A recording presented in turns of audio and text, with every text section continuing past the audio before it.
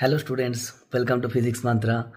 তো আমরা করব হচ্ছে কিছু বেসিক ম্যাথামেটিক্সের ফিজিক্সের জন্য যেটুকু লাগবে তার কিছু কোয়েশ্চেন আমি খাতাতে করে দেবো।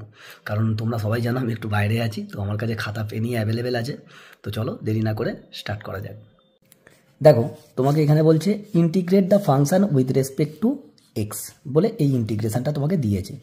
এই ইন্টিগ্রেশনটা করার জন্যে সমান আগে তুমি ভেঙে ফেলো, মানে সব কটাকে আলাদা আলাদা করে লিখবো। Integration of 5x² into dx plus, এখানে প্লাস ছিল প্লাস বসে গেল, integration 3x into dx, minus ছিল মাইনাস বসে গেল, integration 2dx।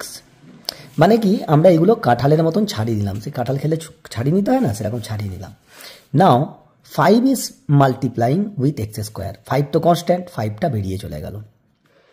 Integration x⁻² into dx plus 3টা বাইরে চলে এলো, ইন্টিগ্রেশন এক্সকে আমি লিখতে পারবো x⁻1 ডিএক্স মাইনাস 2টা কনস্ট্যান্ট বাইরে চলে এলো, মাল্টিপ্লাইয়ের আছে ওই জন্য মাল্টিপ্লাই হিসাবে আছে বলে বাইরে করে নিতে পারছি, ডিএক্স। 5টা রয়ে গেল। স্যার এইটার ফর্মুলা হচ্ছে x⁻n এর ফর্মুলাটা পড়বে। সো x⁻n+1, এখানে n এর জায়গায় 2 আছে, 2+1 by 2+1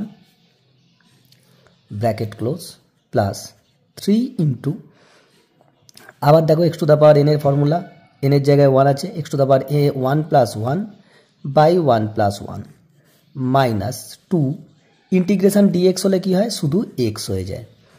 এখন এইখানে দেখো তোমাকে কোনো লিমিট দেয় না, লিমিট না দিলে কি হয়, শুধু তুমি একটা সি লিখে দেবে। সিটা হচ্ছে ইন্টিগ্রেশন কনস্ট্যান্ট বা সমাকল ধ্রুবক। তারপর এটাকে সোজা সিম্পল ক্যালকুলেশন করে দাও, এখানটা 3 থাকবে, তাহলে লিখতে পারবো 5 এর 3 5/3 x³ plus 3/2 x² minus 2x plus c. So this is your answer.